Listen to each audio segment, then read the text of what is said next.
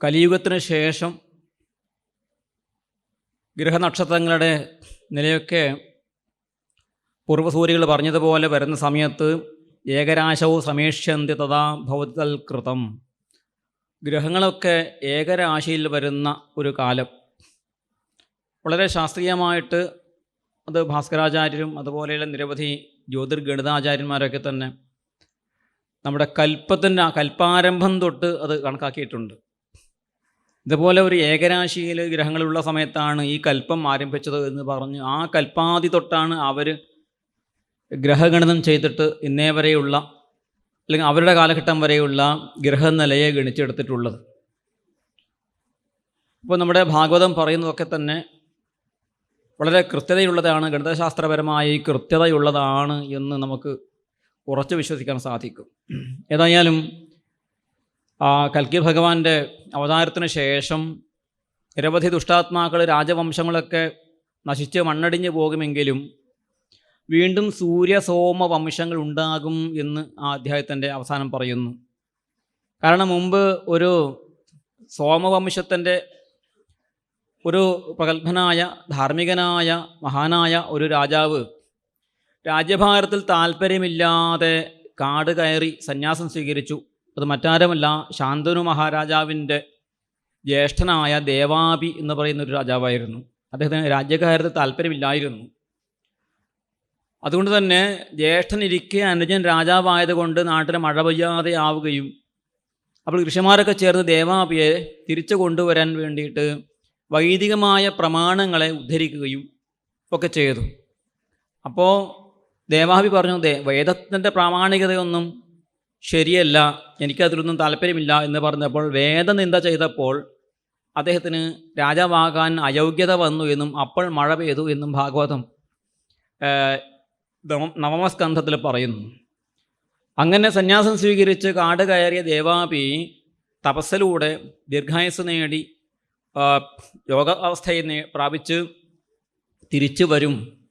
അതുപോലെ ഇക്ഷ്വാകു വംശത്തിലുള്ള മരു എന്ന രാജാവും അതുപോലെ തിരിച്ചു വന്ന് ഈ സൂര്യസോമ വംശങ്ങൾ വീണ്ടും പുനഃസ്ഥാപിച്ച് കൃതയുഗത്തിൽ വീണ്ടും ധാർമ്മികമായ ഒരു ലോകമുണ്ടാകും എന്നുള്ള ഒരു പ്രതീക്ഷയാണ് നമുക്ക് ഭാഗവതം നൽകുന്നത്.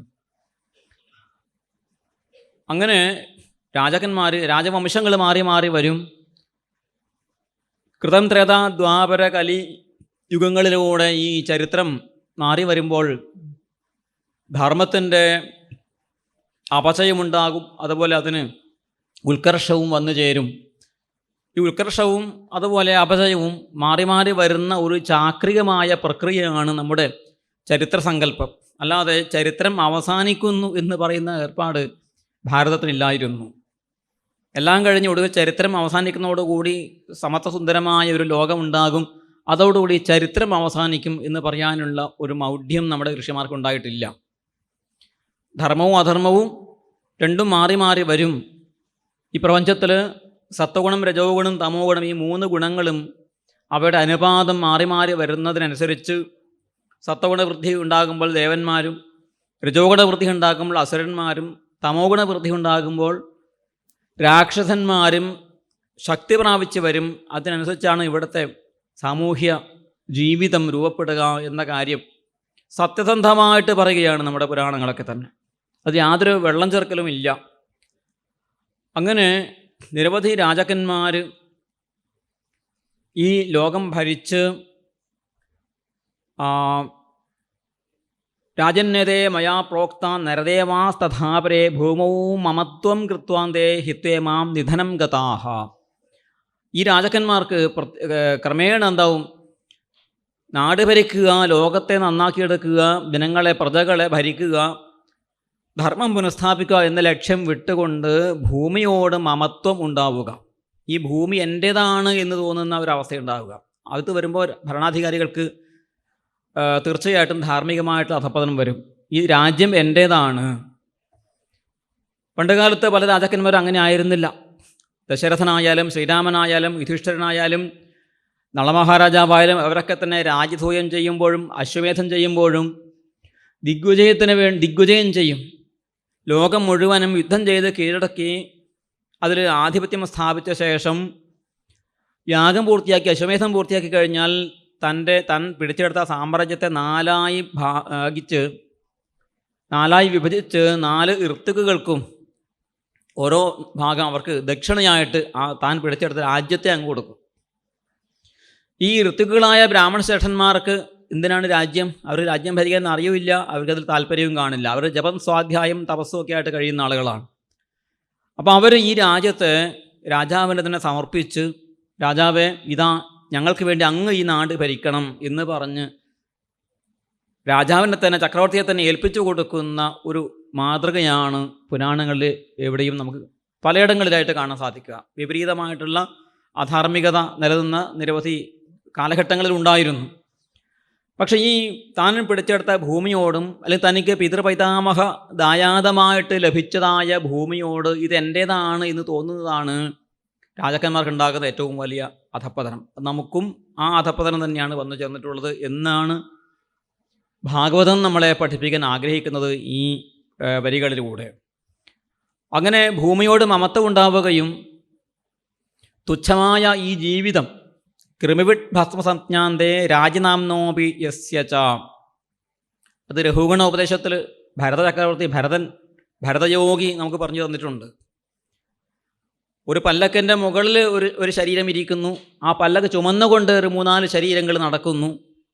ഞാൻ സൗവീര രാജാവാണ് എന്നുള്ള അഭിമാനത്തോടു കൂടി ഇരിക്കുന്നതുകൊണ്ട് അയാൾ രാജാവായിട്ടിരിക്കുന്നു. ഞങ്ങൾ ഭൃത്യരാണ് എന്നുള്ള അഭിമാനം ഉള്ളത് കൊണ്ട് അവർ ഭൃത്യരായിട്ട്, അവർ ചിലപ്പോൾ ഒരു കൈലിയും ബനിയനും ഇട്ട് തലക്കെട്ടൊക്കെ ആയിട്ട് നടക്കുന്നു. രാജാവ് രാജകീയ വേഷം ധരിച്ച് രാജാവാണ് എന്ന അഭിമാനത്തോടു കൂടി ഇരിക്കുന്നു. പക്ഷേ ഈ 2 ശരീരങ്ങളിലും കാണുന്ന എന്താണ്? അതൊക്കെ കൃമിവിഡ് ഭസ്മ സംജ്ഞാന്തം, കൃമികളും മലമൂത്രാദികളും അടങ്ങിയതും അതുപോലെ ഒടുവിൽ ജീവിതാവസാനത്തിൽ അത് ഭസ്മമായി തീരുന്നതുമായ ശീർണിച്ച് പോകുന്ന ശരീരങ്ങളാണ്, ദഹിച്ചു പോകുന്ന ദേഹങ്ങളാണ് എന്ന കാര്യം മറന്നിട്ട് ഇവർ ഈ മണ്ണിന് വേണ്ടിയിട്ട് യുദ്ധം ചെയ്യുന്നവരായിട്ട് മാറുന്നു. ഇതാണ് ധാർമ്മികമായ അപചയങ്ങൾക്ക് കാരണമായി തീരുന്നത്.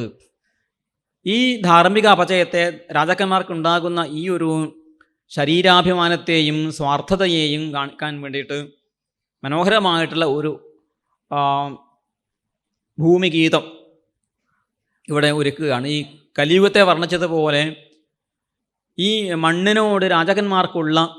മണ്ണിനോട് മന്നന്മാർക്കുള്ളതായ ഈ അഭിനിവേശം അതിനെ കാണിച്ചു തരുന്നതിലൂടെ ഈ ഭൗതികമായ ജീവിതത്തിൻ്റെ തുച്ഛതയെ കാണിച്ചു തരികയാണ് ശ്രീ സുഖബ്രഹ്മർഷി.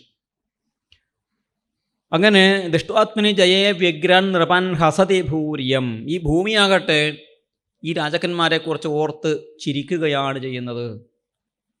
ഭൂമി ചിരിക്കുമോ എന്നുള്ളത് വേറെ കാര്യം. പക്ഷേ ഏതായാലും ഭൂമിക്ക് ചിരിക്കാൻ സാധിക്കുമെങ്കിൽ ഭൂമിയുടെ അഭിമാന ദേവതയായ ആ ദേവിക്ക് ചിരിക്കാൻ സാധിക്കും. ആ ഭൂമി ചിരിക്കുന്നു.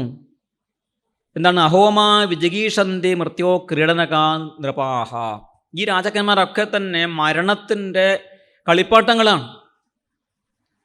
ഈ മരണത്തിൻ്റെ കളിപ്പാട്ടമാണ് എന്നുള്ള ഭാഗവതത്തിൻ്റെ ഈ ആശയത്തെയാണ് മരണം ഒരു കോമാളിയാണ് എന്നൊക്കെയുള്ള ആധുനികമായ വാക്യങ്ങളിലേക്ക് വന്നത്. രംഗബോധമില്ലാത്ത കോമാളി എന്നൊക്കെ പറയാറുണ്ട്. അതിനേക്കാൾ ഉപരിയാണ് ഈ ക്രീഡനകം, അതായത് കളിപ്പാട്ടം, കളിക്കോപ്പാണ്. കാരണം ഏത് സമയത്തും നമ്മൾ മരണത്തിന് കീഴടങ്ങേണ്ടി വരുന്നു. കളിക്കോപ്പിന് ജീവനില്ല, അത് ജഡവസ്തുവാണ്. കളിക്കുന്ന ആളിൻ്റെ കയ്യിലാണ് കളിക്കോപ്പിൻ്റെ അസ്തിത്വം എന്ന് പറയുന്നത്. കളിക്കുന്ന കുഞ്ഞുങ്ങൾ കളിപ്പാട്ടത്തെ ചിലപ്പോൾ വലിച്ചെറിയും, അതിനെ 2, 3, 4 അതിനെ പിച്ച് ചീന്തി കളയും, വീണ്ടും അതിനെ യോജിപ്പിക്കും, വീണ്ടും കൂടെ കിടത്തി ഉറക്കും, ഇങ്ങനെയൊക്കെ ചെയ്യും. അതുപോലെ ഈ മരണമെന്ന കളിക്കാരൻ്റെ രംഗബോധമില്ലാത്ത ആ നടൻ്റെ കയ്യിലുള്ള, അല്ലെങ്കിൽ ആ നാട്യധരൻ്റെ കയ്യിലുള്ള ഒരു കോലം മാത്രമാണ് നമ്മളൊക്കെ തന്നെ. അത് രാജാവായാലും ശരി, അത് ഭൃത്യന്മാരായാലും ശരി, ചണ്ടാരനായാലും ബ്രാഹ്മണനായാലും, മന്നവനാട്ടെ അങ്ങനൊരു പാട്ടുണ്ട്, മന്നവനാട്ടെ യാചകനാട്ടെ വന്നിതു നടുവിൽ വഞ്ചിത നടുവിൽ എന്നൊരു കവി പാടിയിട്ടുണ്ട്. അപ്പോൾ ഇതൊക്കെ ഈ മരണം എന്ന് പറയുന്ന യാഥാർത്ഥ്യത്തെ തിരിച്ചറിയാൻ സാധിക്കുന്നില്ല. ചുറ്റുപാടും മരണങ്ങൾ നടക്കുന്ന കണ്ടിട്ടും, ചുറ്റുപാടും ജനിച്ച ആളുകളൊക്കെ മരിക്കുന്ന കണ്ടിട്ടും ഞാൻ മരിക്കുമെന്ന തോന്നൽ മനുഷ്യർക്ക് ഉണ്ടാകുന്നില്ല എന്നുള്ളതാണ് ലോകാത്ഭുതം. ലോകത്തെ ഏറ്റവും വലിയ ആശ്ചര്യം അതാണ് എന്ന് മഹാഭാരതത്തിൽ യുധിഷ്ഠിര മഹാരാജാവ് യക്ഷപ്രശ്നത്തെ യക്ഷൻ്റെ ചോദ്യത്തിന് ഉത്തരമായിട്ട് പറയുന്നുണ്ട്. വാസ്തവത്തിൽ അതൊരു ഗംഭീരമായ ഒരു മറുപടിയാണ്. ആശ്ചര്യം അത് തന്നെയാണ്. മനുഷ്യൻ്റെ മനസ്സ് തന്നെയാണ് ഏറ്റവും വലിയ ആശ്ചര്യം. ചുറ്റുപാടുമുള്ള യാഥാർത്ഥ്യങ്ങളെ കാണാതെ ഭാഗവതം പറയുന്നു, പശ്യന്നപി ന പശ്യതി.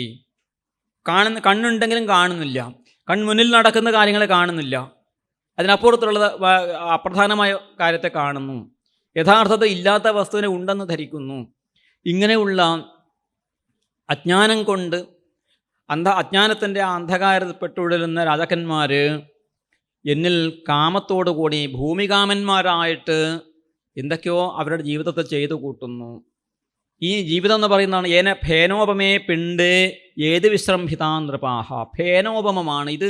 നീറ്റിലെ പോളകൾ പോലെയാണ്, ജലത്തിലെ ഈ പത പോലെ തൽക്കാലം നിലനിൽക്കുന്ന ഈ ഒരു ജീവിതത്തിൽ അത്യാഗ്രഹത്തോട് കൂടിയിട്ട്, അല്ലെങ്കിൽ ഈ ജീവിതം അശ്വരമാണ്, ക്ഷണികമാണ് എന്നത് അറിയാതെ വിശ്രംഭിതന്മാരായി ഈ ശരീരം കൊണ്ട് ഞാൻ നേടും, ഞാൻ ഇനിയും നേടും, ഞാൻ ഇനിയും ലോകം പിടിക്കും, ഞാൻ ഇനിയും സാമ്രാജ്യങ്ങൾ ഉണ്ടാക്കും, എൻ്റെ കോശങ്ങൾ എൻ്റെ ഖജനാവ് ഇനിയും കവിഞ്ഞ് നിറയും എന്നുള്ള അഹംഭാവത്തോടു കൂടി വീണ്ടും വീണ്ടും അവർ ചെയ്തത് തന്നെ ചെയ്തുകൊണ്ടേയിരിക്കും. അവരുടെ ആ കർമ്മങ്ങൾ ആവർത്തിച്ചുകൊണ്ടേയിരിക്കും. യുദ്ധം ചെയ്യുക, രാജ്യം സ്ഥാപിക്കുക, ജയപരാജയങ്ങളുണ്ടാവുക, ജയിക്കുമ്പോൾ അഹങ്കരിക്കുക, പരാജയപ്പെടുമ്പോൾ ദുഃഖിക്കുക. ഇത് രാജാക്കന്മാരുടെ സ്വഭാവമായിരിക്കും. സമുദ്രം വരെ നീണ്ടുകിടക്കുന്ന സാമ്രാജ്യത്തിൻ്റെ അധിപനായിട്ട് ഞാൻ മാറും, എനിക്കിനിയും മന്ത്രിമാരും സജീവന്മാരും ഒക്കെ ഉണ്ടാകും, ഞാൻ ഇനിയും ധാരാളം വിവാഹങ്ങൾ കഴിക്കും, എൻ്റെ വംശം വർദ്ധിക്കും, എൻ്റെ വംശത്തിലുള്ള ആളുകൾ തന്നെ രാജ്യം ഭരിക്കും എന്നൊക്കെയുള്ള പ്രതീക്ഷയോട് കൂടിയിട്ടും വിശ്വാസത്തോട് കൂടിയിട്ടും അഹന്തയോട് കൂടിയിട്ടും ജീവിച്ച ആളുകൾ ധാരാളമുണ്ട്. അങ്ങനെ ജീവിച്ച ആളുകളൊക്കെ മരിച്ചുപോയി എന്നുള്ളതാണ് നമ്മൾ മനസ്സിലാക്കേണ്ട കാര്യം. ശ്രീ മഹാഭാരതത്തിൽ രാജസൂയ യാഗം ചെയ്യാൻ വേണ്ടി ഒരുങ്ങുന്ന യുധിഷ്ഠിര മഹാരാജാവ് ഭഗവാന്റെ അടുത്ത് തൊഴുകയുമായി നിന്നോട് പറയാണ്, ഭഗവാനെ, ഈ രാജസൂയ യാഗം ചെയ്യാൻ എനിക്ക് സാധിക്കുമോ? അങ്ങയുടെ സഹായം അതിനുണ്ടാകുമോ എന്ന് ചോദിച്ചപ്പോൾ ഭഗവാൻ ഇതുപോലെ രാജാക്കന്മാരുടെ ഒരു പട്ടിക യുധിഷ്ഠിര മഹാരാജാവിൻ്റെ മുന്നിൽ നിരത്തുന്നുണ്ട്. അല്ലയോ മഹാരാജാവേ, പണ്ട് മൃഗം എന്ന് പറയുന്ന രാജാവ്, അതുപോലെ നിരവധി ആളുകളുണ്ട്. അത് മഹാന്മാരായിട്ടുള്ള മാന്ധാതാവ് എന്ന് പറയുന്ന മാന്ധാതാച മഹീപതി കൃതയുഗാലങ്കാര ഭൂതോഗത എന്നൊക്കെ പ്രസിദ്ധമായ ശ്ലോകമുണ്ട്. മാന്ധാതാവൊക്കെ സ്വർഗത്തിൽ ചെന്ന് ഇന്ദ്രന് വേണ്ടി യുദ്ധം ചെയ്ത ആളായിരുന്നു, ലോകം മുഴുവൻ അടക്കി ഭരിച്ച ആളായിരുന്നു. പക്ഷേ ഇപ്പം ഇവിടെ അവരും മരിച്ചുപോയി എന്ന് കേൾക്കുന്നു എന്ന് ശ്രീകൃഷ്ണ ഭഗവാൻ വളരെ ആലങ്കാരികമായിട്ട് വ്യംഗ്യമായിട്ട് പറയുന്നു. അതുപോലെ പണ്ട് ദശരഥ മഹാരാജാവ് ഉണ്ടായിരുന്നു, രഘു ഉണ്ടായിരുന്നു, യയാതി ഉണ്ടായിരുന്നു, നഹുഷൻ ഉണ്ടായിരുന്നു. ഇവരുടെയൊക്കെ കാര്യം പറഞ്ഞ് ഓരോ ശ്ലോകം അവരെക്കുറിച്ച് പറഞ്ഞ് കൃഷ്ണൻ ഒടുവിൽ പറയുക, ആ ശ്ലോകത്തിന് അവസാനം പറയും, അവരും മരിച്ചു എന്ന് കേൾക്കുന്നു എന്ന് വളരെ മനോഹരമായിട്ട് ഭഗവാൻ ഈ ഒരു രാജാക്കന്മാർക്ക് വന്നു ചേരുന്ന പരാക്രമികളായ സാമ്രാജ്യാധിപതികളായ രാജാക്കന്മാർക്കും ഒടുവിൽ മരണത്തിന് മുന്നിൽ കീഴടങ്ങേണ്ടി വരുന്നു എന്ന യാഥാർത്ഥ്യത്തെ അവതരിപ്പിച്ചുകൊണ്ടാണ് ഭഗവാൻ ഈ യുധിഷ്ഠിര മഹാരാജാവിനോട് പറയുന്നത്, അങ്ങ് രാജസൂയ യാഗം ചെയ്തോളൂ, യാഗം ചെയ്ത് ലോകത്തെ അങ്ങ് കീഴടക്കി ചക്രവർത്തിയായിട്ട് പാരമേഷ്ഠ്യ പദവിയിൽ എത്തിക്കഴിഞ്ഞാലും മരിക്കേണ്ടി വരും. അതിൽ ഒരു സംശയം, മരണത്തെ കീഴടക്കാം എന്ന് കരുതിയിട്ട് അങ്ങ് ഇത് ചെയ്യേണ്ടതില്ല. പക്ഷേ ഈ ലോകത്തിൽ, ഇഹലോകത്തിൽ, ഈ ജീവിതത്തിൽ യശസ്സുണ്ടാക്കാൻ വേണ്ടിയിട്ടും ലോകത്ത് ധർമ്മത്തെ പുനഃസ്ഥാപനം ചെയ്യാൻ വേണ്ടിയിട്ടും നിലനിർത്താൻ വേണ്ടിയിട്ടും അങ്ങ് യാഗം ചെയ്യുന്നത് നല്ലത് തന്നെയാണ്. അത് രാജാക്കന്മാർക്ക് പറഞ്ഞിട്ടുള്ള ധർമ്മമാണ്, ചെയ്യേണ്ടതുമാണ്. കാരണം കർമ്മം ചെയ്യാതിരുന്നത് കൊണ്ട് പ്രത്യേകിച്ച് ഗുണമുണ്ടാകുന്നില്ല. അകർമ്മണ്യത അത് അനുവദനീയമല്ല. കർമ്മം ചെയ്യുക, അത് നിഷ്കാമകർമ്മമായിട്ട് ചെയ്യുക എന്നുള്ളതാണ് ശാസ്ത്രങ്ങൾ പറഞ്ഞിട്ടുള്ളത്. കർമ്മം ചെയ്യാനുള്ള ആഗ്രഹത്തോടു കൂടി ജീവിച്ചിട്ട് കർമ്മത്തെ ഉപേക്ഷിച്ചാലോ അത് മിഥ്യാചാരത്വം ആയി പോകും എന്നും ഭഗവാന് അഭിപ്രായമുണ്ട്. ഈ രീതിയിൽ കർമ്മത്തെ ശാസ്ത്രദൃഷ്ടിയോടുകൂടി കണ്ടിട്ട് ആ കർമ്മം ചെയ്യാൻ പറ്റുന്ന രാജാക്കന്മാർ, അതിന് തയ്യാറാകുന്ന രാജാക്കന്മാരുടെ എണ്ണം വളരെ കുറവായിരുന്നു എന്നാണ് ഇവിടെ ശ്രീശുകൻ ഈ ഭൂമിഗീതത്തിലൂടെ പറയുന്നത്. അങ്ങനെ മത്കൃതേ പിതൃപുത്രാണാം ഭ്രാതൃണാം ചാപി വിഗ്രഹ ജായതേ ഹ്യസതാം രാജ്യേ മമതാബദ്ധ ചേതസാം. ഭൂമിയെ കീഴടക്കാൻ വേണ്ടിയിട്ടും ഭൗമമായ സുഖത്തെ അനുഭവിക്കാൻ വേണ്ടിയിട്ടും അച്ഛനും മക്കളും തമ്മിൽ യുദ്ധം ചെയ്യുന്നു, സഹോദരന്മാർ തമ്മിൽ യുദ്ധം ചെയ്യുന്നു, അവർ കൊല്ലുകയും ചാവുകയും ചെയ്യുന്നു, എന്നിട്ട് ഭൂമിയെ അടക്കി ഭരിക്കുന്നു. രാജാക്കന്മാരെക്കുറിച്ച് പറയുമ്പോൾ നമ്മൾ ആലോചിക്കേണ്ട ഒരു കാര്യമാണ്. നമ്മുടെ ഭൂമി എന്ന് പറയുന്ന ഒരു 10 സെൻറ്റ് സ്ഥലമാകാം, 10 ഏക്കർ സ്ഥലമാകാം, നമ്മുടേതായിട്ടുണ്ട് എന്ന് നമ്മൾ അഭിമാനിക്കുന്നു. എങ്ങനെയാണത് നമ്മുടേതായത് എന്ന് നമ്മൾ ഓർക്കാറില്ല. നമ്മൾ ഭൂമി ഉണ്ടാക്കാറൊന്നുമില്ല. ഭൂമി ആർക്കും ഉണ്ടാക്കാൻ സാധിക്കില്ല. ഭൂമി എത്രയോ 100,000 കോടി വർഷങ്ങളായിട്ട് ഇവിടെ ഉള്ള ഒരു വസ്തുവാണ്. ആ ഭൂമിയെ ആരോ ഇത് എൻ്റേതാണ് എന്ന് പറഞ്ഞ് വളച്ച് കെട്ടി വേലി കെട്ടി തിരിച്ച് ഇത് എൻ്റേതാണെന്ന് പറഞ്ഞു, എന്നിട്ട് ഒരു കടലാസിൽ എഴുതി വെച്ചു ഇത് എൻ്റേതാണ്. അപ്പോൾ ഈ എൻ്റേതാണ് എന്ന് എഴുതി വെച്ചിട്ട് അതിലൊരു സീലൊക്കെ വെച്ച് ഒപ്പൊക്കെ ഇട്ട് വെച്ച് കഴിഞ്ഞാൽ എൻ്റേതായി എന്ന് അവർ പറഞ്ഞു. അങ്ങനെ ഒരു നിയമം ഉണ്ടാക്കുകയും ചെയ്തു. തലമുറകളായിട്ട് ആ നിയമം ഇങ്ങനെ നമ്മൾ അനുസരിച്ച് വരുന്നത് കൊണ്ട് നമ്മുടെ അച്ഛനും മുത്തച്ഛനും മുതുമുത്തച്ഛന്മാരൊക്കെ തന്നെ ഇങ്ങനെ കടലാസിൽ എഴുതി വെച്ചിട്ട് ഈ ഭൂമി ഇത്രയും സ്ഥലം എൻ്റേതാണ് എന്ന് എഴുതി വെച്ചിട്ടാണ് നമ്മൾ പറയുന്നത് അവർ ചത്തുപോയപ്പോൾ അവരുടെ ആ ഭൂമി എൻ്റേതായി എന്ന് നമ്മൾ പറയുന്നു. വാസ്തവത്തിൽ ഈ ഭൂമി ആരുടേതാണെന്ന് ആലോചിച്ച് നോക്കൂ. എന്തൊരു അബദ്ധധാരണയാണ്. അതാണ് ഈ ലോകത്തിൻ്റെ ഒരു ഭഗവാന്റെ മായ എന്ന് പറയുന്നത്. ആർക്കും അവകാശമില്ലാത്ത അല്ലെങ്കിൽ എല്ലാവരുടേതുമായ ഈശാവാസ്യമിതം സർവം യത്കിഞ്ചിത് ജഗത്യാം ജഗത് എന്നുള്ള പരമസത്യം. ഈ ജഗത്ത് എന്ന് പറയുന്നത് ഈശാവാസ്യമാണ്, ഈശ്വരനെ കൊണ്ട് പൊതിഞ്ഞിരിക്കുന്നതാണ്, ഈശ്വരങ്കൽ വസിക്കുന്ന വസ്തുവാണ്. ഈശ്വരനിൽ നിന്ന് അന്യമായിട്ട് ഈ പ്രപഞ്ചത്തിൽ ഒന്നുമില്ല എന്ന് പറഞ്ഞ ഋഷീശ്വരന്മാരുടെ ഈ നാട്ടിലും നമുക്ക് മമതാമയി അവർത്തന്ത, ഈ ഭൂമിയോട് മമതയുണ്ട്. ഭൂമിയെ കീഴടക്കി ഇത് എൻ്റെ ഭൂമിയാണ്, ഇത്രയും ഭാഗം എൻ്റേതാണ് എന്ന് അവകാശപ്പെട്ടുകൊണ്ട് അതിനുവേണ്ടി തർക്കിക്കുകയും അതിനുവേണ്ടി കോടതി കയറുകയും അതിനു വേണ്ടിയിട്ട് പരസ്പരം ആളുകൾ യുദ്ധം ചെയ്യുകയും കൊല്ലുകയും കൊലവിളി നടത്തുകയും ചെയ്യുന്ന അത് മറ്റൊരു അത്ഭുതമാണ്. യുധിഷ്ഠിര മഹാരാജ പറഞ്ഞ അത്ഭുതം പോലെ മറ്റൊരു ലോകമഹാശ്ചര്യമാണ്. ഇങ്ങനെ ഈ ഭൂമിക്ക് വേണ്ടിയിട്ട് ആളുകൾ പരസ്പരം കൊല്ലുകയും ചാവുകയും ചെയ്യുന്നു എന്നുള്ളത്. തീർച്ചയായിട്ടും അപ്പോൾ ഭൂമി ഈ നിശ്ചലമായിട്ട് നിൽക്കുന്ന ഭൂമിക്ക് ചിരി വന്നാൽ, ഭൂമി ചിരിച്ചാൽ ഹസതി ഭൂരിയം, ഭൂമി ചിരിക്കുന്നതുണ്ടെങ്കിൽ അത് അത്ഭുതമൊന്നുമില്ല, ചിരി വരും. എനിക്ക് വേണ്ടിയാണല്ലോ ഇവരിങ്ങനെ ചാവുന്നത് എന്നോർത്തിട്ട്. അങ്ങനെ ഭൂമിക്ക് വേണ്ടി ജീവിച്ച ആളുകൾ എന്നിട്ട് ഭൂമി ബാക്കിയാവുകയും ഭൂമി പാലന്മാർ മരിക്കുകയും ചെയ്ത അനുഭവങ്ങൾ എത്രയോ വർഷങ്ങളായിട്ട് എത്രയോ യുഗങ്ങളായിട്ട് ഇവിടെ ഉണ്ടായിരുന്നു എന്ന് ഈ ഭൂമി ഓർക്കുകയാണ്. അമൈവേയം മഹീ കൃഷ്ണ നതേ മൂഢേതി വാദിന, ഇതെൻ്റേതാണ് നിൻ്റേതല്ല മൂഢ എന്ന് പറയും. ഈ വിളിക്കുന്ന ആളും മൂഢനാണ് എന്ന് ഓർക്കുന്നില്ല എന്നർത്ഥം. സ്പർദ്ധമാനോ മിഥോ ഘ്നന്തി മ്രിയന്തേ മത്കൃതേ നിർപ്പാഹ, ഇങ്ങനെ ഭൂമിക്ക് വേണ്ടി ചാവുകയും കൊല്ലുകയും ചെയ്യുന്ന ആളുകളുടെ കൂട്ടത്തിൽ മനു മഹാരാജാവും ഉണ്ടായിരുന്നു എന്ന് പറയുന്നു. മനു ഉണ്ടായിരുന്നു, മനുപുത്രന്മാരുണ്ടായിരുന്നു. അവർ ഈ സപ്തദ്വീപവതിയായിരിക്കുന്ന ഭൂമിയെ ഭരിച്ചിട്ട് അവർ ഈ മണ്ണിൽ തന്നെ ലയിച്ച് ഈ ഭൂമിയിൽ തന്നെ അവർ അടക്കം ചെയ്യപ്പെട്ടു. അല്ലെങ്കിൽ ഇവിടെ തന്നെ അവർ മണ്ണോട് മണ്ണായി ലയിച്ചു ചേർന്നു. അതിനുശേഷം പൃഥു, പുരൂരവസ്, ഗാധി, നഹുഷൻ, ഭരതൻ, അർജുനൻ, നിരവധി രാജാക്കന്മാരുടെ പേര് പറയും. ഏത് അർജുനാണ്? കാർത്തിവീര അർജുനനാണോ അല്ല പാണ്ഡവനായ അർജുനനാണോ? ഏത് അർജുനനായാലും ശരി, എല്ലാവർക്കും ഈ ഭൂമിയോട് മമതയുണ്ടായിരുന്നു. മാന്ധാതാവ്, സകരൻ, രാമൻ, രാമശബ്ദം കേട്ടപ്പോൾ വായിച്ചിട്ട് ശ്രീധരാചാര്യ സ്വാമികൾ പറഞ്ഞു, രാമോ നാമ കശ്ചിത് രാജ, നമ്മുടെ ശ്രീരാമനാണെന്ന് വിചാരിച്ച് പോകേണ്ട, ശ്രീരാമന് ഈ ഭൂമിയുടെ മമത ഉണ്ടായിരുന്നു. വാസ്തവത്തിൽ ഭഗവാൻ ഭൂമി തൻ്റെ രാജ്യം തൻ്റെ അനുജനെ കൊടുത്തിട്ട് 14 വർഷം കാട്ടിൽ ചെന്ന് ജീവിച്ച ആളാണ്. അദ്ദേഹത്തിന് മമത ഉണ്ടായിരുന്നു എന്ന് പറയുമ്പോൾ അത് ഒരു കടന്ന കൈ ആകില്ലേ എന്ന് കരുതിയിട്ട് ശ്രീധരാചാര്യ സ്വാമികൾ ഭാഗവതം വ്യാഖ്യാനം ചെയ്തപ്പോൾ അദ്ദേഹം പറഞ്ഞു രാമഹ എന്നുള്ളത് അദ്ദേഹം ഒരു അർത്ഥം, ഒരു ടിപ്പണി അദ്ദേഹം കൊടുത്തു. രാമോ നാമ കശ്ചിത് രാജ, രാമനെന്ന് പറഞ്ഞ ഏതോ രാജാവ് എന്ന് വിചാരിച്ചാൽ മതി, നമ്മുടെ ശ്രീരാമനാണെന്ന് നമ്മൾ കരുതരുത് എന്ന് പറഞ്ഞിട്ടുണ്ട്. ഏതായാലും അങ്ങനെ ഭഗീരഥനായാലും കുവലയാശ്വനും കകുലസ്ഥനും അതുപോലെ നളമഹാരാജാവ്, നൃഗൻ, ഹിരണ്യകശിപു, പിന്നെ കുറേ അസുരന്മാരുടെയും രാക്ഷസന്മാരുടെയും പേരൊക്കെ പറഞ്ഞു.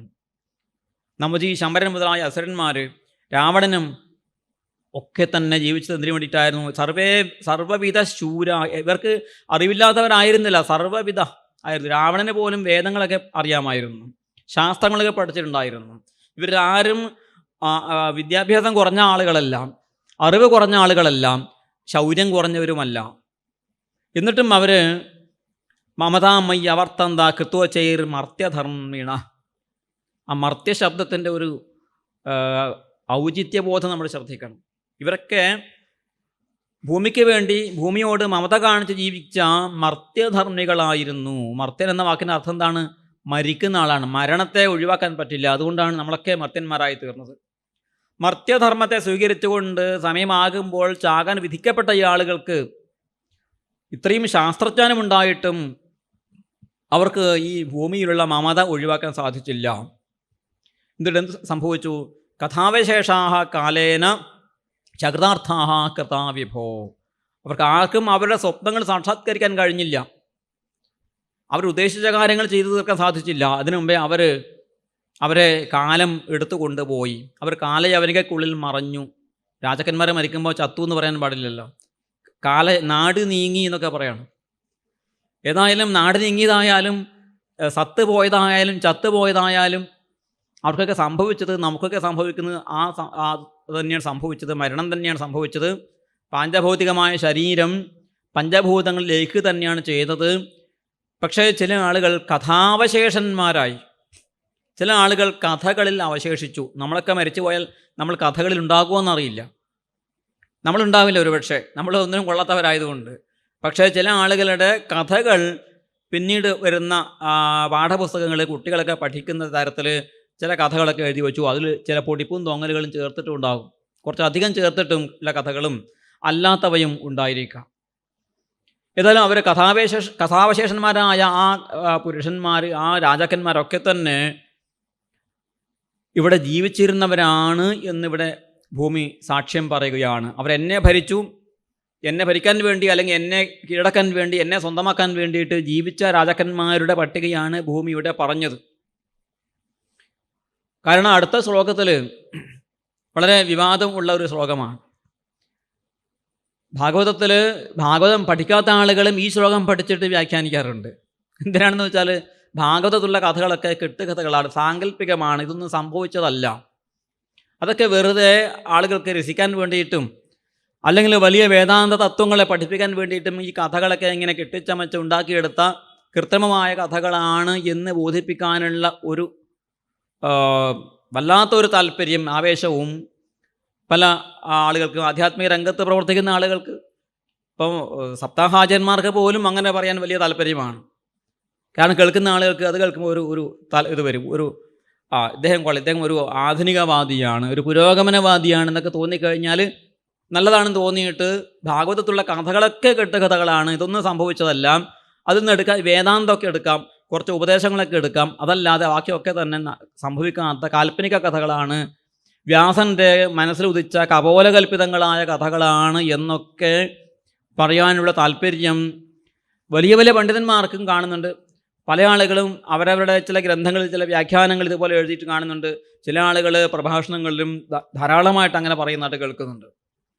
അപ്പം എന്തുകൊണ്ടോ അത് കേൾക്കുമ്പോൾ വല്ലാത്തൊരു അസ്വസ്ഥത തോന്നാൻ കാരണം ഈ ഭൂമിഗീതം എന്ന് പറയുന്ന ഭൂമി പറയുന്നതും അതിനെ ചുവടുപിടിച്ചുകൊണ്ട് പിന്നീട് ഈ ശ്രീശുകൻ പറയുന്നതുമായ ഈ വാക്യങ്ങളുടെ പൂർവാപര ബന്ധം അവർ ചിന്തിക്കുന്നത്. അത് തൊട്ട് മുമ്പ് പറഞ്ഞത് എന്താണ്, അതിന് ശേഷം പറഞ്ഞത് എന്താണ്, ആ ശ്ലോകത്തിൻ്റെ തന്നെ അർത്ഥം എന്താണ് എന്ന് കൃത്യമായിട്ട് അവർ വായിച്ചു നോക്കുന്നില്ല എന്നുള്ളത്, പണ്ഡിതന്മാരായിട്ടുള്ള ആളുകളും അത് നോക്കുന്നില്ല എന്നുള്ളത് അത്ഭുതകരമായിട്ട് തോന്നുന്നു. അത് വേദനിപ്പിക്കുന്നൊരു സത്യവുമാണ്.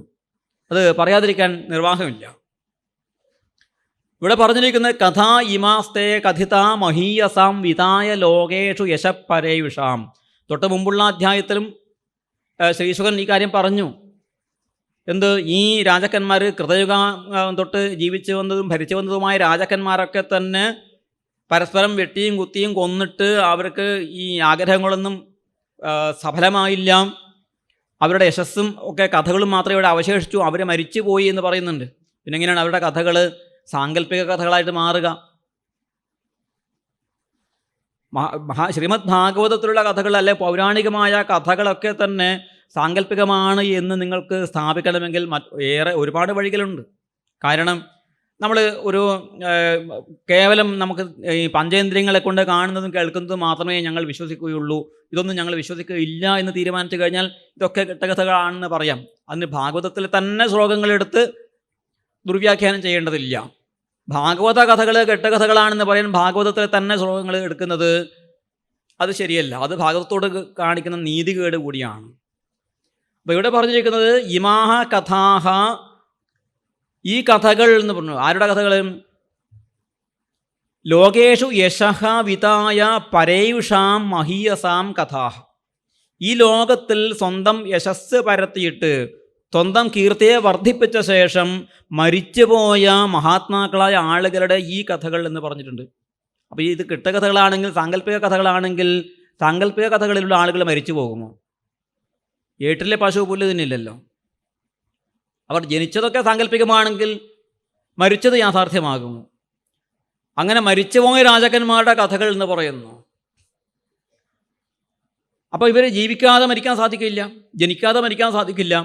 അവർ യശസ് ലോകമാകെ അവരുടെ യശസ് പരത്തി എന്നും പറയുന്നു. അപ്പോൾ ഈ പറഞ്ഞ രാജാക്കന്മാർ, ഇവിടെ പൃഥു പുരൂരവ എന്ന് തൊട്ട് പറഞ്ഞതായ നിരവധി രാജാക്കന്മാരൊക്കെ തന്നെ ഒരു കാലത്ത് ജീവിച്ചിരുന്നവരായിരുന്നു. അവരുടെ യശസ് മാത്രമേ ഇപ്പോൾ ബാക്കിയുള്ളൂ. അവർ യശസ് ലോകമെമ്പാടും വ്യാപിപ്പിച്ചിട്ട് അവർ മരിച്ചുപോയി. അവരുടെ കഥ ഇവിടെ ആലങ്കാരികമായിട്ട് പറഞ്ഞത് വിജ്ഞാന വൈരാഗ്യ വിവക്ഷയ, അത് കേൾക്കുന്നവർക്ക് വിജ്ഞാനവും വൈരാഗ്യവും ഉണ്ടാകാൻ വേണ്ടിയിട്ടാണ്. എങ്ങനെയാണ് വിജ്ഞാനവും വൈരാഗ്യവും ഉണ്ടാവുക? അത് തന്നെയാണ്, അവർ യുദ്ധം ചെയ്തിട്ടും ലോകത്തിന് വേണ്ടിയിട്ടും ലൗകിക സുഖത്തിന് വേണ്ടി ജീവിച്ച് ഒരുപാട് കാര്യങ്ങൾ ചെയ്തിട്ടും അവരൊന്നും നിലനിന്നില്ല. അവരൊക്കെ തന്നെ മണ്ണോട് മണ്ണായി ലയിച്ചു ചേർന്നിരിക്കുന്നു. അവർക്ക് മരണം സംഭവിച്ചിരിക്കുന്നു. ചില ആളുകൾ നേരത്തെ മരിച്ചു, ചെറിയ പ്രായത്തിൽ മരിച്ച ആളുകളുണ്ട്, വയസ്സായിട്ട് മരിച്ചവരുണ്ട്, യുദ്ധത്തിൽ മരിച്ചവരുമുണ്ട്, രോഗം പിടിപെട്ട് മരിച്ചവരുണ്ട്, എല്ലാം ത്യജിച്ചുകൊണ്ട് കാട്ടിൽ ചെന്ന് തപസ് ചെയ്ത് സിദ്ധിയെ പ്രാപിച്ചവരുണ്ട്. ഇങ്ങനെ പലതരത്തിൽ മരിച്ചവരുണ്ട്. ഏതായാലും അവരൊന്നും ഇന്ന് ബാക്കിയില്ല എന്ന് നമ്മൾ ഓർക്കണം. പൗരുഷം കൊണ്ട്, പരാക്രമം കൊണ്ട് ഈ ലോകത്തിൽ ദീർഘായുസ് ആകാൻ സാധിക്കുകയില്ല എന്ന കാര്യമാണ് ഈ കഥകളിലൂടെ പറയാൻ ആഗ്രഹിച്ചത്. ആ വിവക്ഷയാണ് ഈ കഥകൾക്ക് കൊടുക്കേണ്ടത്.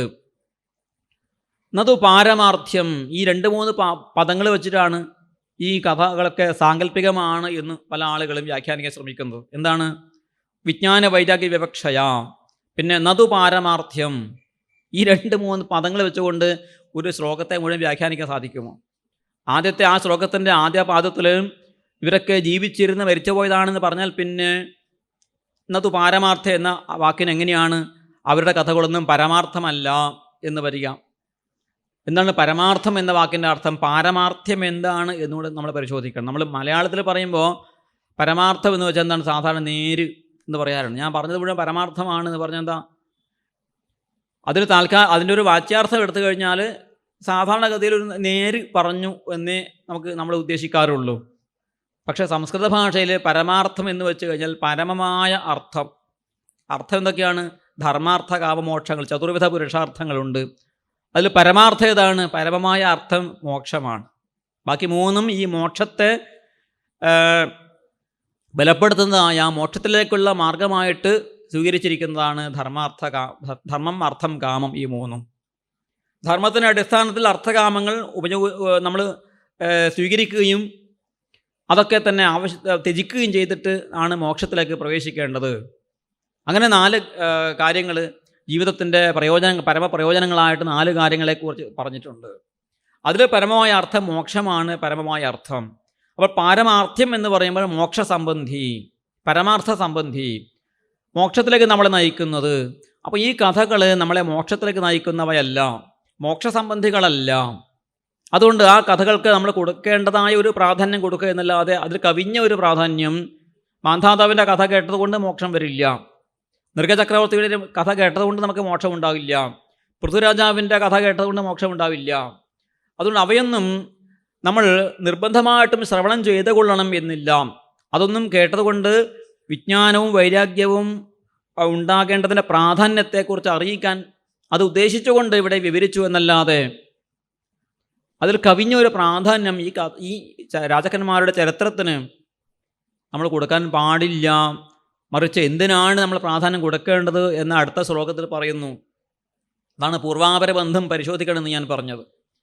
യത് ഉത്തമശ്ലോക ഗുണാനുവാദ സംഗീയതേ ഭീക്ഷണം അമംഗളഘ്ന.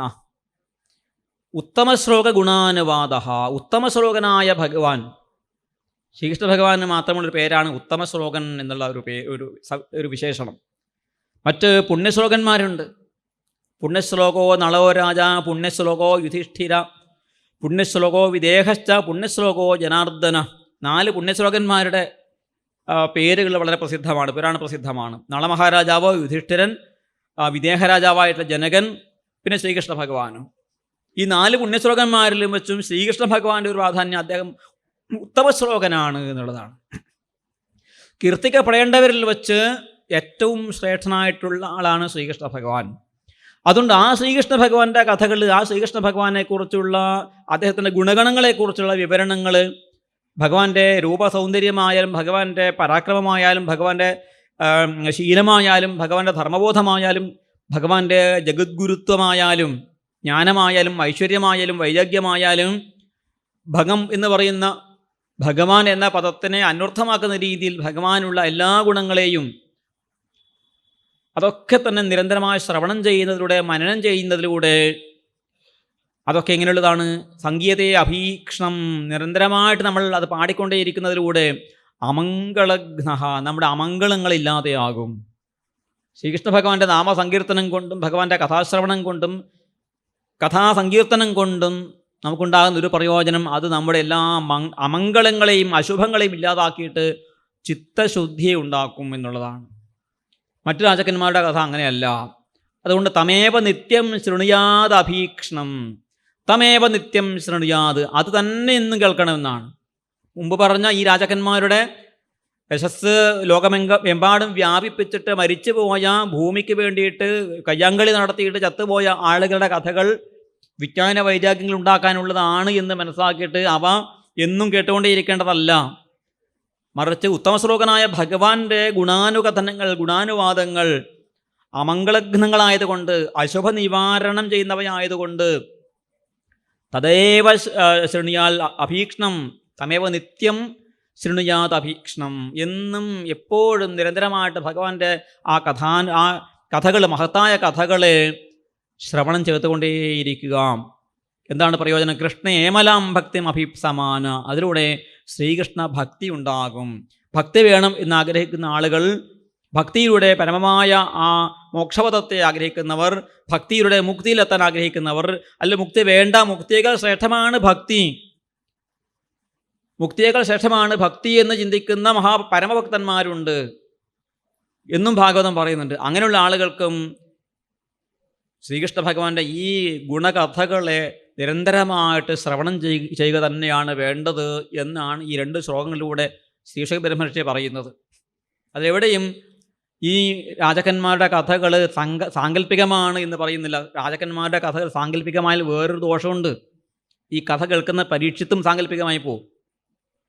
അല്ലേ, പരീക്ഷിത് മഹാരാജാവേ, അങ്ങയുടെ അച്ഛനായ അഭിമന്യുവിൻ്റെ കഥയും അഭിമന്യുവിൻ്റെ അച്ഛനായ അർജുനൻ്റെ കഥയും അർജുനൻ്റെ അച്ഛനായ പാണ്ഡുവിൻ്റെ കഥയും പാണ്ഡുവിൻ്റെ അച്ഛനായ വേദവ്യാസൻ്റെ കഥയും വേദവ്യാസൻ്റെ അച്ഛനായ പരാശരൻ്റെയും ശക്തിയുടെയും വസിഷ്ഠൻ്റെയും എല്ലാ കഥയും പിന്നെ കെട്ടകഥയാണെന്ന് പറഞ്ഞിട്ട് ഞാനും നീയും ഇല്ല എന്ന് പറയേണ്ടി വരും. അങ്ങനെ ഒരു മൗഢ്യം ശ്രീശുഖൻ ചെയ്യുമോ? നമ്മളൊന്ന് ആലോചിച്ച് നോക്കൂ. എന്തുകൊണ്ടാണ് നമ്മുടെ പണ്ഡിതന്മാർ ഇങ്ങനെ ഈ ഭാഗവതത്തിലെ ചില ശ്ലോകങ്ങൾ എടുത്തിട്ട് ഇങ്ങനെ വ്യാഖ്യാനിച്ചിട്ട് അല്ലാത്ത അഭ്യാസം നടത്തിയിട്ട് വ്യാഖ്യാനിക്കുന്നതെന്ന് മനസ്സിലാക്കുന്നില്ല. എത്ര ആലോചിച്ചിട്ടും പിടികിട്ടുന്നില്ല. ശ്രോതാവായിരിക്കുന്ന പരീക്ഷിത് രാജാവിൻ്റെ കഥയാണ് പറഞ്ഞിരിക്കുന്നത്. അങ്ങയുടെ അല്ലേ ഭവതാം പിതാമഹി എന്നൊക്കെ പറയുന്നുണ്ട് സുഭദ്രാഹരണ കഥാ സന്ദർഭത്തിൽ. വസിഷ്ഠൻ്റെ കഥ, വസിഷ്ഠൻ തൻ്റെ സ്വാർത്ഥലാഭത്തിന് വേണ്ടിയിട്ട് ദക്ഷിണ കൂടുതൽ കിട്ടാൻ വേണ്ടിയിട്ട് നിമിയുടെ യാഗം ചെയ്യാതെ ഇന്ദ്രൻ്റെ യാഗം ചെയ്യാൻ വേണ്ടി പോയിട്ട് വന്നു എന്ന് പറയുമ്പോൾ അവിടെ ശ്രീശൻ പറയാണ്, അസ്മാകം പ്രപിതാമഹ, എൻ്റെ മുതുമുത്തച്ഛനാണ് ഇങ്ങനെ അത്യാഗ്രഹം കൊണ്ട് ഇന്ദ്രൻ്റെ യാഗം ചെയ്യാൻ പോയതെന്ന് പറയുന്നുണ്ട്. അപ്പോൾ ശ്രീശുഖന് അറിയാം ഈ ഇങ്ങനെ ഒരു അത്യാഗ്രഹം കാണിച്ച വസിഷ്ഠൻ്റെ മകൻ്റെ മകനാണ് ഞാൻ എന്നൊക്കെ. ഈ കഥാകഥനത്തെ ഇടയിൽ ഒരുപാട് പല സ്ഥലങ്ങളിലായിട്ട് ഈ വക്താവായ ശ്രീശുഖനും ശ്രോതാവായ പരീക്ഷിത് രാജാവും ഈ പറഞ്ഞ വ്യാസൻ്റെയും ഈ പറഞ്ഞ രാജാക്കന്മാരുടെയും ഈ ഋഷിമാരുടെ പരമ്പരയിൽപ്പെട്ടവരാണ് എന്ന കാര്യം ആവർത്തിച്ച് പറയുമ്പോൾ അവരൊക്കെ സാങ്കല്പികവും നമ്മൾ മാത്രം യാഥാർത്ഥ്യവും ആയി തീരുക എന്ന് പറയുന്നത് ഒരു യുക്തിക്ക് നിരക്കുന്നതല്ല. അതുകൊണ്ട് ഏത് തരത്തിൽ നോക്കിക്കഴിഞ്ഞാലും, എങ്ങനെ വ്യാഖ്യാനിച്ചാലും, എന്തൊക്കെ അഭ്യാസം ചെയ്താലും ഈ ശ്ലോകങ്ങൾക്ക് അങ്ങനെ ഒരു അർത്ഥം കിട്ടാൻ യാതൊരു വഴിയുമില്ല.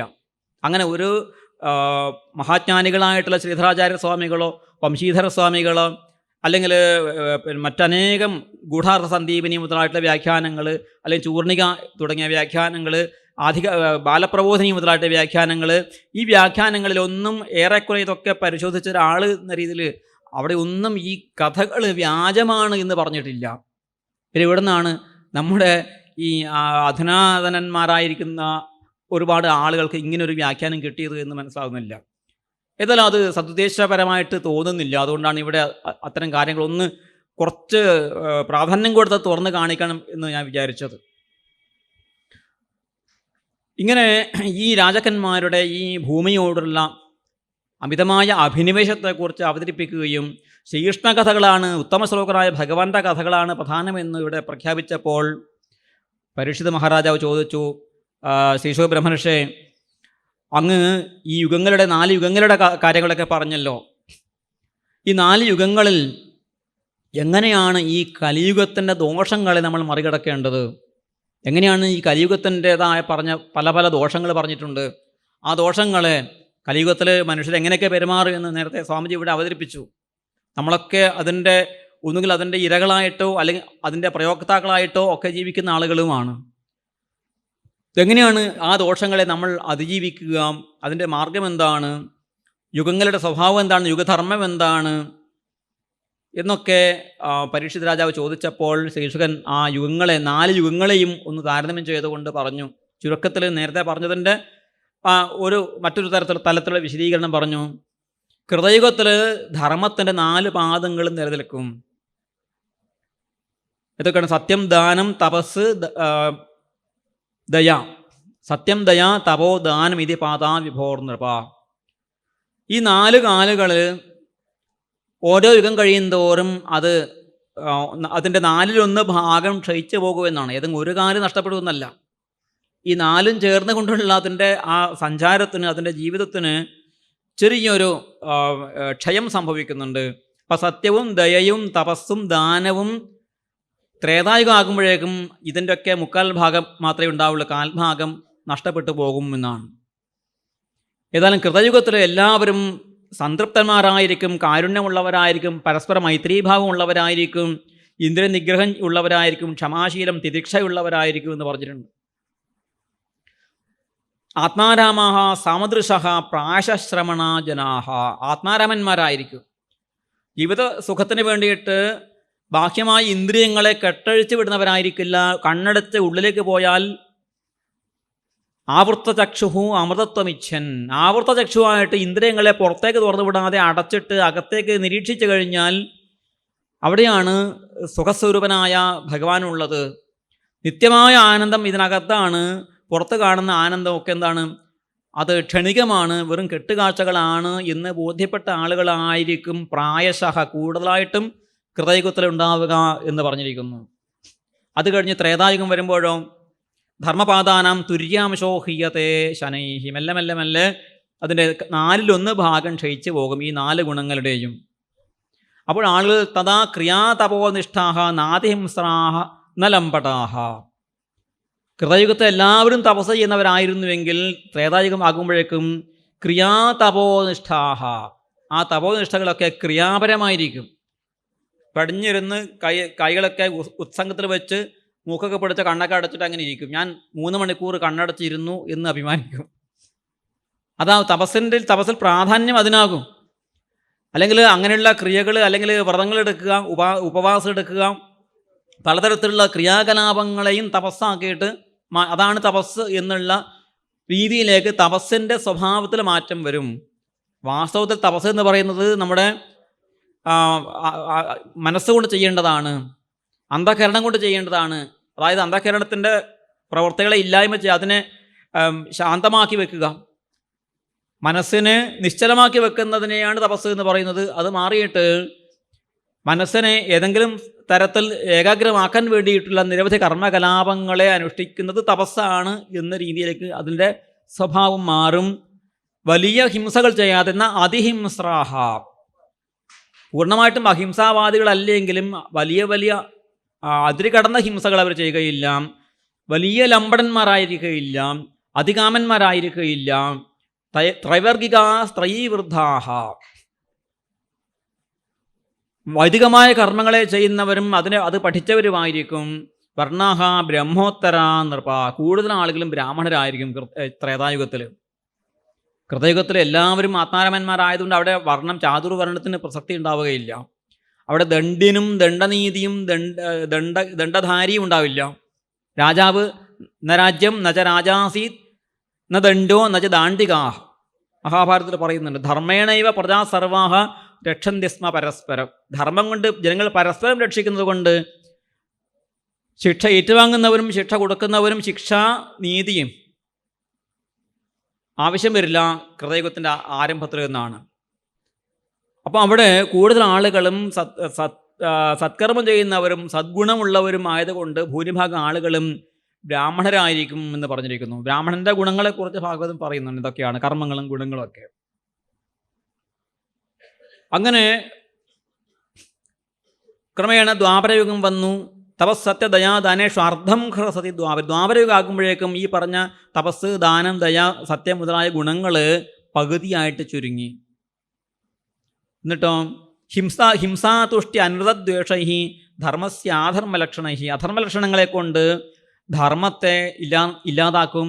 ഹിംസയിൽ ആളുകൾക്ക് താല്പര്യം വരും, സംതൃപ്തി കുറഞ്ഞു വരും, കള്ളത്തരം കൂടി വരും. ഇങ്ങനെയുള്ള ദോഷങ്ങൾ ഈ ദ്വാപരയുഗത്തിൽ കൂടുതലായിട്ട് കാണപ്പെടും.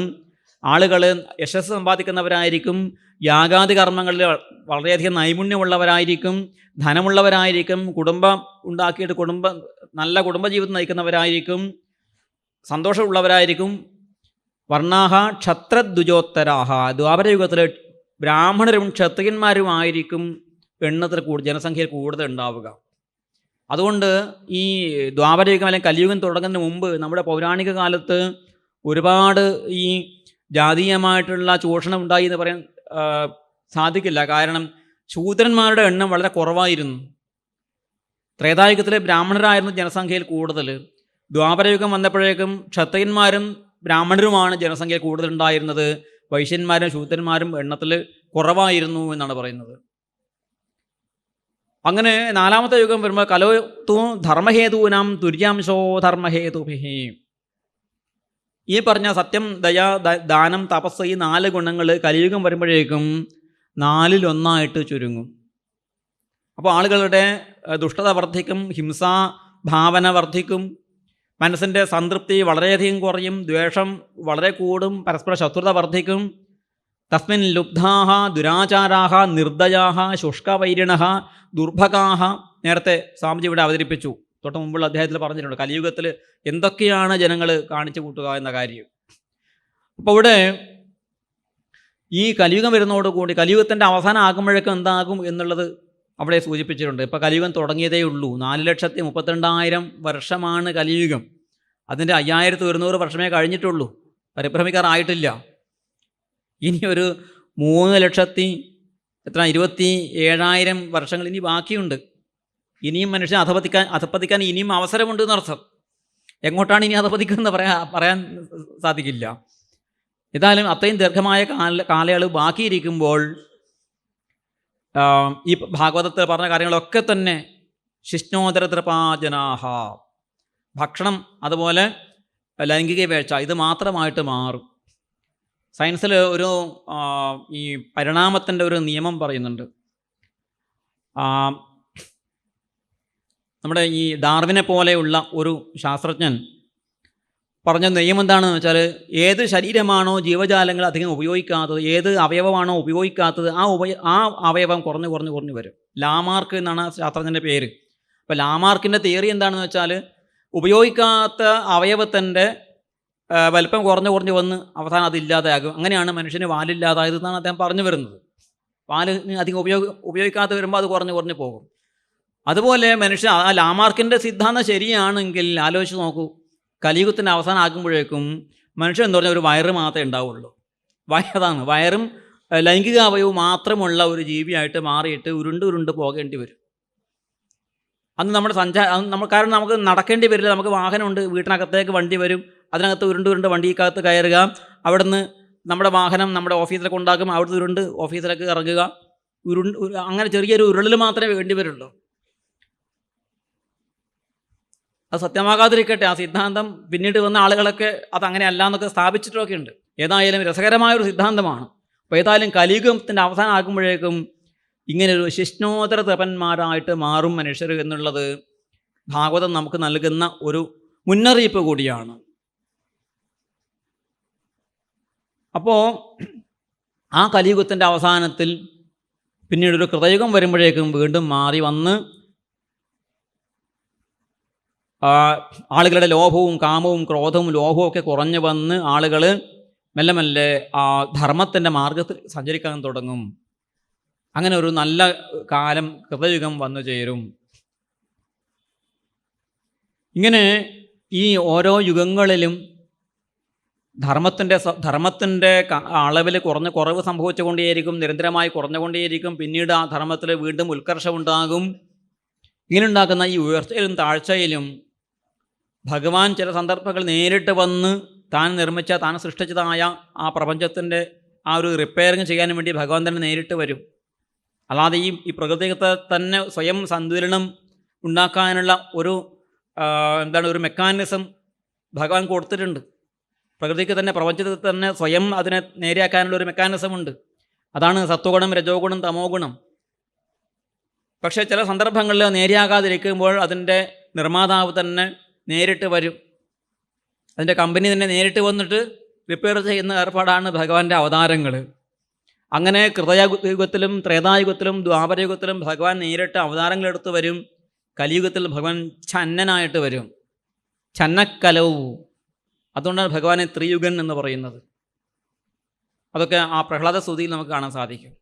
ഛന്നനായിട്ട്, പ്രച്ഛന്നനായിട്ട് നേരിട്ടുള്ള അവതാരമാണെന്ന് തോന്നാത്ത രീതിയിലുള്ള ഏതെങ്കിലും മഹാത്മാക്കളായിട്ട്, മഹാപുരുഷന്മാരായിട്ട്, അല്ലെങ്കിൽ ഏതെങ്കിലും തരത്തിലുള്ള മഹാപ്രസ്ഥാനങ്ങളായിട്ട് ഒക്കെ വന്ന് ഈ സാമൂഹ്യ പരിഷ്കരണവും ലോകത്തിൽ മാറ്റങ്ങളും ഉണ്ടാക്കാൻ വേണ്ടിയിട്ട് വരുന്ന അനുഭവങ്ങൾ കലിയുഗത്തിൽ ധാരാളമായിട്ടുണ്ടായിട്ടുണ്ട്.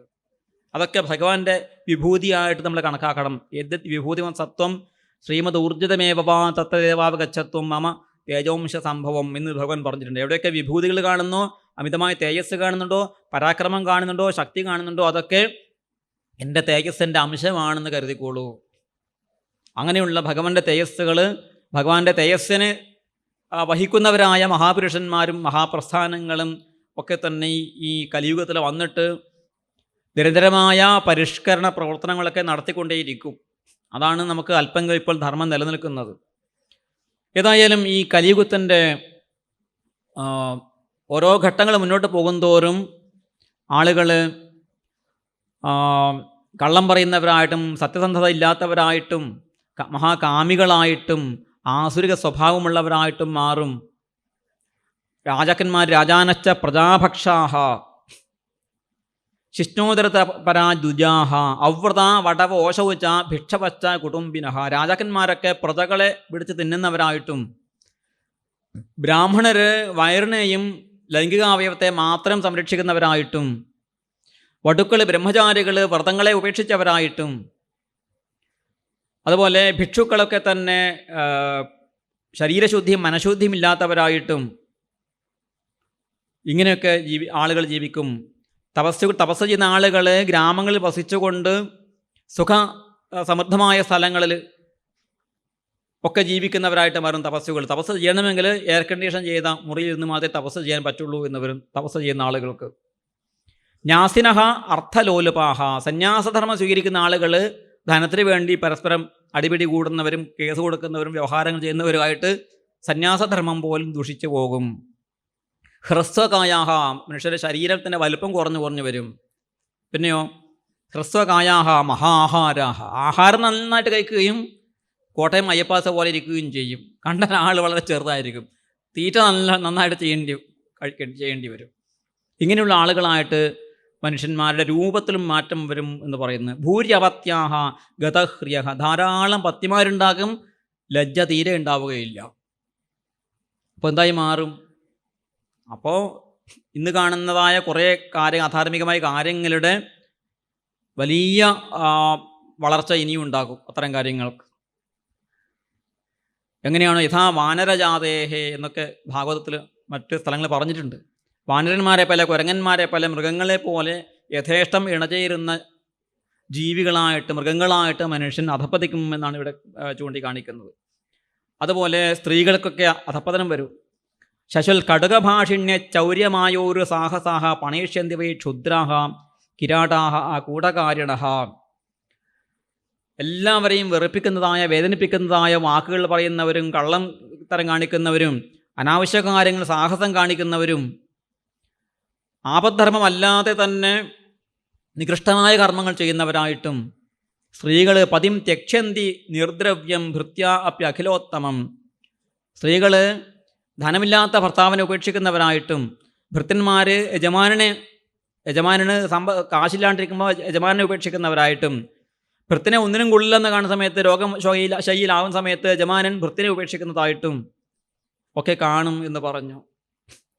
ഇങ്ങനെ കുടുംബം അധപ്പതിക്കും, സമൂഹം അധപ്പതിക്കും, രാഷ്ട്രം അധപ്പതിക്കും, എല്ലാ തരത്തിലും ഈ അധപ്പതനം വ്യാപിച്ചു നിൽക്കുന്ന ഒരവസ്ഥയുണ്ടാകും. പക്ഷേ ധർമ്മത്തെക്കുറിച്ച് ആളുകൾ പ്രസംഗിക്കും. ഞാൻ ധർമ്മിഷ്ഠനാണ് എന്ന് പറയും, ധർമ്മിഷ്ഠനായിട്ട് നടിക്കും. ബ്രാഹ്മണനാണെന്ന് നടിക്കും, ബ്രാഹ്മണ്യം ഉണ്ടാവുകയില്ല. ധർമ്മിഷ്ഠനാണെന്ന് നടിക്കും, പക്ഷെ ധർമ്മം അടുത്തുകൂടി പോയിട്ടുണ്ടാവില്ല. ഇങ്ങനെ ലോകത്തിൽ ധർമ്മത്തിനും അതുപോലെ സത്യസന്ധതയ്ക്കും ഒക്കെ തന്നെ വലിയ നാശം നേരിടുകയും, അതിനനുസരിച്ച് തന്നെ ഈ പ്രകൃതിയിൽ വേണ്ടത്ര ഒന്നും ഉണ്ടാവുകയില്ല. ഭക്ഷണം കഴിക്കാൻ നിരന്നേ ഭൂതരേ രാജൻ അനാവൃഷ്ടി ഭയാതുരാഹ. കഴിക്കാൻ ഇവിടെ അന്നം ഉണ്ടാവുകയില്ല. മൊബൈൽ ഫോണും കമ്പ്യൂട്ടറും തിന്നിട്ട് ജീവിക്കാൻ പറ്റില്ലല്ലോ. ഭക്ഷണം കഴിക്കണമെങ്കിൽ ഈ യന്ത്രങ്ങളെ കൊണ്ട് നമുക്ക് ഊട്ടാൻ പറ്റില്ല. അതുകൊണ്ട് അതിനു വേണ്ടിയിട്ട് നമ്മൾ ഈ ഭൂമി ഫലഭൂയിഷ്ഠമായിരിക്കണം. അവിടെ ആ മണ്ണിലിറങ്ങി പണിയെടുക്കുന്ന ആളുകൾ ഉണ്ടാകണം. അതില്ലാതാകുമ്പോൾ ഇവിടെ മഴ പെയ്യാതെയാകും. അപ്പോൾ ധനധാന്യ സമൃദ്ധി ഇല്ലാതെയാകും. ധനധാന്യങ്ങൾ നമുക്ക് കിട്ടാത്ത അവസ്ഥ വരും. വാസം അന്നപാന ശയന വ്യമായ സ്നാനഭൂഷണൈഹി ഹീനാഹ. ഒടുവിൽ ഭക്ഷണം കഴിക്കില്ല, വസ്ത്രം ധരിക്കാനുണ്ടാവുകയില്ല, സ്നാനം ചെയ്യാൻ പറ്റില്ല, വെള്ളം കുടിക്കാൻ പറ്റില്ല, ലൈംഗിക ധർമ്മവും ചെയ്യാൻ പറ്റാത്തവരായിട്ട് മാറി പിശാച സന്ദർശാ ഭവിഷ്യന്തി കലോപ്രജ. എല്ലാവരും പിശാചുക്കളായിട്ട് മാറും. അപ്പോൾ പിന്നെ പൈശാചികമായ നരഹത്യ എന്നൊന്നും പറയേണ്ടി വരില്ല. നമ്മുടെ പത്രക്കാർക്ക് ചില വാക്കുകളുണ്ട്. പൈശാചികമായിട്ട് കൊന്നു, ദാരുണമായ അന്ത്യം എന്നൊക്കെ പറയും. ഒരാൾ ദാരുണം എന്ന് വെച്ചാൽ എന്താ? ഭയാനകം എന്നാണ് അല്ലേ? ഭയം ഉണ്ടാക്കുന്നതാണ് ദാരുണം. പക്ഷെ ഒരാൾ അപകടത്തിൽ മരിച്ചാൽ ദാരുണമായ മരണം എന്ന് പറയും. ആ വാക്കിന് അർത്ഥം അറിഞ്ഞിട്ടില്ല. അതുപോലെ എല്ലാവരും പിശാചുക്കളായി മാറിക്കഴിഞ്ഞാൽ പിന്നെ പൈശാചികത എന്ന വാക്കൊക്കെ പിന്നെ അപ്രത്യക്ഷമാകും. അങ്ങനെ മനുഷ്യരുടെ അധപ്പതനം പൂർത്തിയാകും. പക്ഷേ മഹാരാജാവേ, അവിടെയും പ്രതീക്ഷയുടെ ഒരു കണികയുണ്ട്. കലോന്നരാജൻ ജഗതാം പരം ഗുരുഹു ത്രൈലോക്യനാഥാനത പാദപങ്കജം പ്രയേണമർത്യ ഭഗവന്ത അച്യുതം യക്ഷ്യന്തി പാഖണ്ഡ വിഭിന്ന ചേതസഹ. ശ്രീകൃഷ്ണ ഭഗവാനെ ഭജിക്കുന്നവർ അന്ന് കുറച്ചെങ്കിലും ബാക്കിയുണ്ടാകും. ജഗതാം പരം ഗുരും, ജഗത്തിന് ജ്ഞാനപ്രകാശം നൽകുന്നവനായ ആ അച്യുതനായിരിക്കുന്ന ഭഗവാൻ, ആ ഭഗവാനെ ആളുകൾ സാധാരണഗതിയിൽ ഭജിക്കുകയില്ല. ശ്രീകൃഷ്ണ ഭഗവാനെ ഭജിക്കുകയില്ല. കാരണം ശ്രീകൃഷ്ണ ഭഗവാനെ ഭജിച്ചാൽ ഭഗവാൻ നേരത്തെ പറഞ്ഞിട്ടുണ്ട്, ഞാൻ എന്നെ ഭജിക്കുന്ന ആളുകളുടെ ധനം ആദ്യം ഞാൻ കുറച്ച് കവർന്നെടുക്കും, കുറച്ച് ദുഃഖം കൊടുക്കും. അപ്പോൾ അദ്ദേഹത്തെ ആളുകൾ, ബന്ധുക്കളൊക്കെ ഉപേക്ഷിക്കും. അപ്പോൾ ഞാൻ മാത്രമേ ഉള്ളൂ എന്ന് തോന്നിയിട്ട് എന്നെ തന്നെ ഭജിക്കൂ എന്നാണ് ഭഗവാൻ പറഞ്ഞത്. പക്ഷേ അങ്ങനെ വരുമ്പോൾ കലിയുഗത്തിലെ ഭക്തന്മാരെ കുറച്ച് സൂത്രമുള്ളവരായിരിക്കും. ആദ്യമേ തന്നെ ഭഗവാൻ ധനമൊന്നും തരുന്നില്ലെങ്കിൽ ഭഗവാനെ ഭജിക്കില്ല. അപ്പോൾ കലിയുഗത്തിൽ സ്വാഭാവികമായിട്ടും അങ്ങനെയുള്ള ശുദ്ധ സത്വികമൂർത്തിയായിരിക്കുന്ന ശ്രീകൃഷ്ണ ഭഗവാനെ ഭജിക്കുന്ന ആളുകളുടെ എണ്ണം കുറഞ്ഞു വരും. പക്ഷെ ആ ഭഗവാന്റെ നാമസങ്കീർത്തനം കൊണ്ട് മാത്രം മ്രിയമാണ ആതുര പതൻ സ്ഖലൻ വാ വിവശോ ഗൃണൻ പുമാൻ. ആ ശ്രീകൃഷ്ണ ഭഗവാന്റെ നാമങ്ങൾ കാലിടറുന്ന സമയത്തോ വീഴുമ്പോഴോ അസുഖം വരുന്ന സമയത്തോ അവശനായിട്ടോ ഒക്കെ തന്നെ ആ നാമസങ്കീർത്തനം അറിഞ്ഞോ അറിയാതെയോ നമ്മുടെ നാവിൻ തുമ്പത്ത് വരികയാണെങ്കിൽ തന്നെ ആ ഭഗവാൻ നമ്മുടെ സകല പാപങ്ങളെയും പുറത്ത് നമ്മുടെ മനസ്സിനെ ശുദ്ധീകരിച്ച് മോക്ഷത്തിലേക്ക് നമ്മളെ കൊണ്ടുപോകും എന്നാണ്. ആ നാമസങ്കീർത്തനമല്ലാതെ ജ്ഞാനം കൊണ്ടോ തപസ് കൊണ്ടോ പ്രാണായാമങ്ങളെ കൊണ്ടോ മറ്റു തീർത്ഥാടനം കൊണ്ടോ ദാനം കൊണ്ടോ വ്രതം കൊണ്ടോ മന്ത്രോപാസന കൊണ്ടോ ചിത്തശുദ്ധി കൈവരികയില്ല എന്ന കാര്യം പറഞ്ഞ് മറ്റു യുഗങ്ങൾ 3 യുഗങ്ങളിലേക്കാളും കലിയുഗത്തിൽ ദോഷങ്ങൾ കലേഹേ ദോഷനിധിയാണെങ്കിലും ആ കലിയുഗത്തിൻ്റെ ഒരു മഹാത്മ്യം എന്താണ്? കലോതാത് ഹരകീർത്തന കീർത്തനാദേവ കൃഷ്ണസ്യ മുക്തസംഗപരം വ്രജേത്. ശ്രീകൃഷ്ണ കീർത്തനങ്ങളെ കൊണ്ട് തന്നെ ആളുകൾക്ക് ആ ജീവൻ മുക്തി കൈവരും, മോക്ഷം കൈവരും എന്നുള്ള ഒരു ഗുണം അസ്തി ഹേകോ മഹാൻ ഗുണ. ആ ഗുണത്തെ എടുത്തു പറഞ്ഞുകൊണ്ട് ഭഗവാന്റെ നാമസങ്കീർത്തനമാണ് കലിയുഗത്തിൽ നമുക്ക് രക്ഷ നേടാനുള്ള മോചന മാർഗമെന്ന് ശ്രീശുക ബ്രഹ്മർഷി അർത്ഥശങ്കയ്ക്കിടയില്ലാത്ത വണ്ണം അവിടെ അവതരിപ്പിച്ചുകൊണ്ടാണ് ആ അധ്യായം അവിടെ ഉപസംഹരിക്കുന്നത്.